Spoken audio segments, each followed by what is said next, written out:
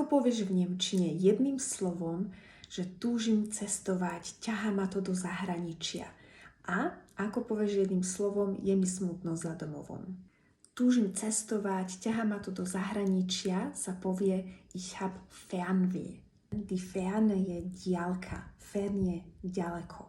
A weh je bolieť, es tut weh, bolí to. Čiže Fernweh, bolí to, že chceš ísť do tých dialog, do zahraničia, chceš cestovať. A Heimweh, heim je domov, domovina, čiže Heimweh, je ti smutno, bolí ťa to, keď si spomenieš na tvoj domov, chceš ísť domov. Hast du gerade Heimweh oder Fernweh? Napíš do komentáru. A ak túžiš potom dohovoriť sa s rodenými hovoriacimi, prihlás sa do môjho klubu nielen pre samoukov a uč sa so mnou nemčinu, aj tú hovorovú, autentickú, len za 5 eur mesačne.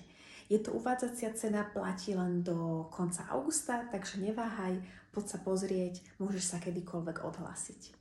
Deutsch mit Susanna. Tschüss!